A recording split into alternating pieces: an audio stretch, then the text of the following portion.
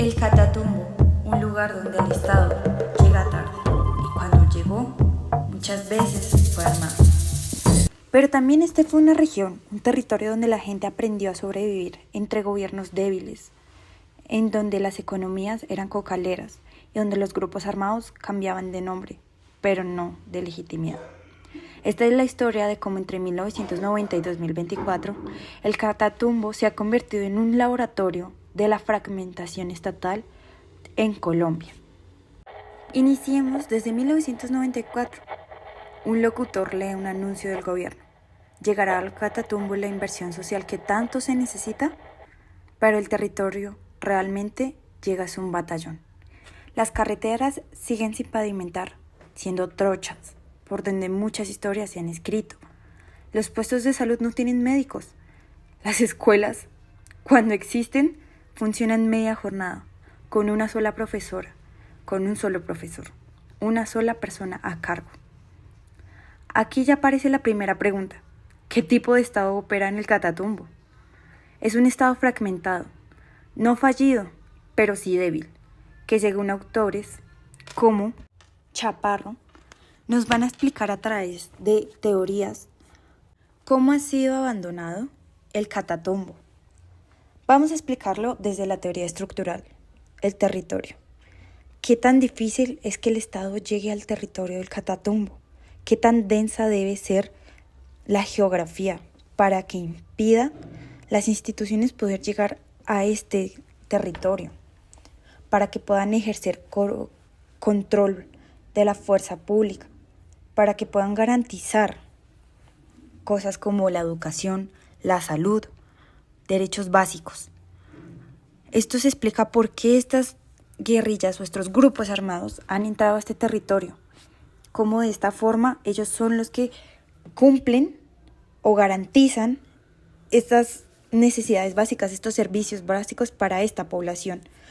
Lo que ha encerrado al Catatumbo en una fuerza de grupo armado muy fuerte, en donde el Estado, por su territorio, no logró entrar primero, no logró cubrir estas necesidades de su población, en donde lo entra a cubrir un tercero. Es un Estado donde no logra ejercer su autoridad en todo el terreno, y es donde surgen estas zonas olvidadas, zonas donde el Estado es frágil, donde no llega. Es donde la ley llega a medias y donde otros cumplen su función. A finales de los 90 y comienzos de los 2000, la región empieza a cambiar de manos. Primero pasa del EPL, Ejército Popular de Liberación, luego al ELN, Ejército de Liberación Nacional, y después de las AUS, Autodefensas Unidas de Colombia. Más tarde llegarían las disidencias. En esta sección vamos a escuchar a una mujer desplazada de la violencia.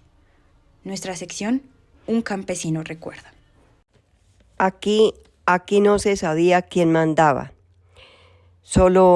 Aquí no se sabía quién mandaba cada semana, solo que no podíamos quedar en el medio. Ahora hablaremos de cómo los gobiernos han actuado en este territorio. ¿Qué han hecho las alcaldías? ¿Qué papel tuvieron? En 2003, un alcalde de este municipio recibe una amenaza. O se alinea o se va. Él lo reporta, pero como usualmente pasa, no pasa nada. Este es el segundo eje de análisis que vamos a tomar. ¿Qué papel van a jugar las élites y los partidos en este conflicto, en este territorio? Los gobiernos locales del Catatumbo han sido históricamente cooptados por redes armadas y por las élites políticas que funcionan bajo lógicas clientelares, como ya lo menciona Francisco Leal Buitrago. Son redes de subordinación que por cambios, ya sean de cargos, de dinero, de postura política, van a recibir algo a cambio: votos, apoyo, poder. ¿Esto va a permitir que se expanda el Estado realmente en este territorio, como nos lo menciona este autor? ¿Esto va a permitir que haya una relación entre la oligarquía y el control de las masas, la disciplina? En este territorio, durante los años 90 y buena parte de los 2000, el partido que más predominó en la región fue el Partido Liberal. Claro, también había presencia del Partido Conservador. Y posteriormente, con el paso de los años, habrían partidos como la U y el Cambio Radical.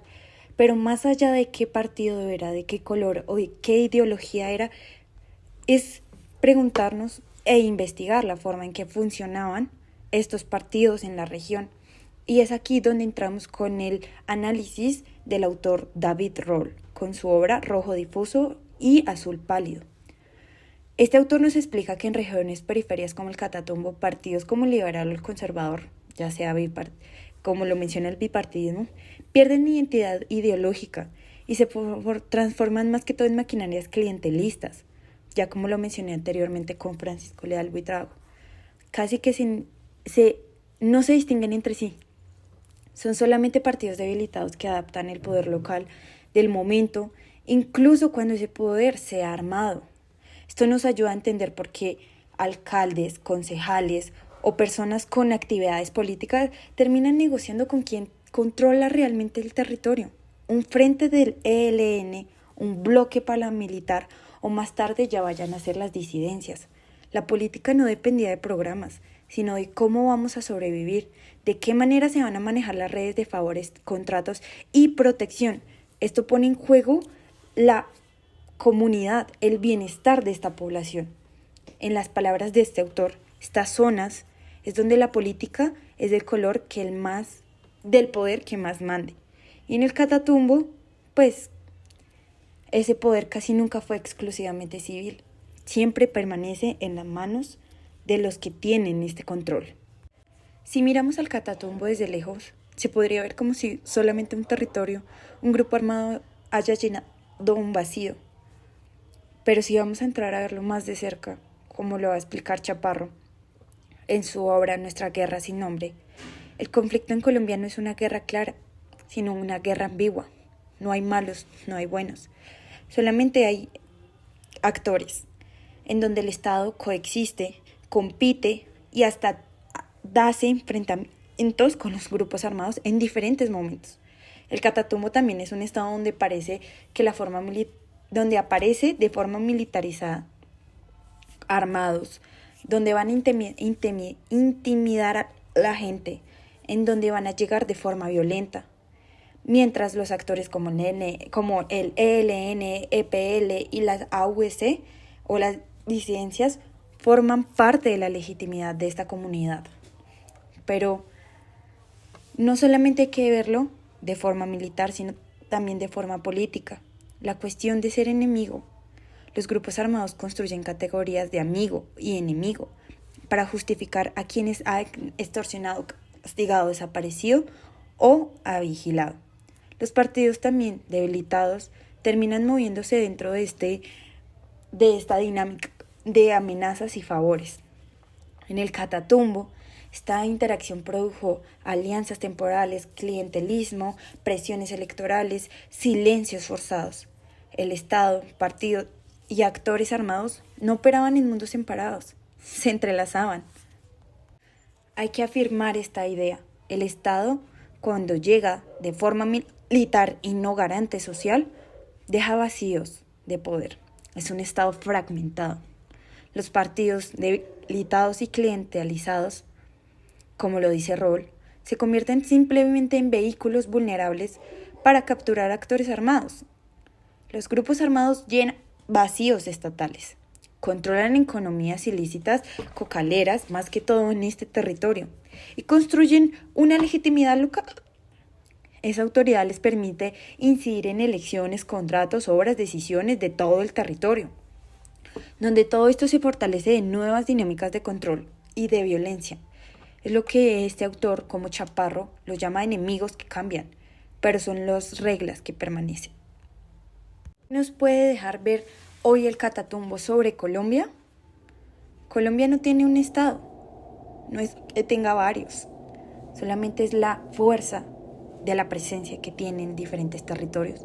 Como en Bogotá, una de las ciudades con mayor fuerza institucional, donde puedes tener a 3 cuadras una fiscalía, un instituto de bienestar familiar, una procuraduría, una contraloría y ni siquiera es así de fácil. Muestra también cómo la guerra se reconfigura cuando las instituciones no logran transformar el territorio, cuando no llegan de forma para garantizar tus derechos, sino para crear más conflicto y violencia, en donde las comunidades se adaptan a estas realidades, a los grupos armados, en donde si vienen a armarte un puente para que no camines 6 horas sino 2 a tu colegio, o construyan colegios, pero a cambio de eso también se deben ver las extorsiones, se deben ver la economía cocalera. Tienen que tenerse muy en cuenta todos estos factores para hablar de guerra, de conflicto armado. Y también se evidencia que la paz duradera depende más que todo de firmas y acuerdos o de construir un Estado que realmente no se fragmente, no sea militarizado y tampoco sea negociador con actores armados. Mi nombre es Sofía y esto solamente fue un pequeño desliz sobre la historia del Catatumbo, una ventana que nos deja ver el país que realmente somos, el país, el Estado, todo lo que hemos llegado a construir y hasta ahora lo que se lleva construyendo. Muchas gracias.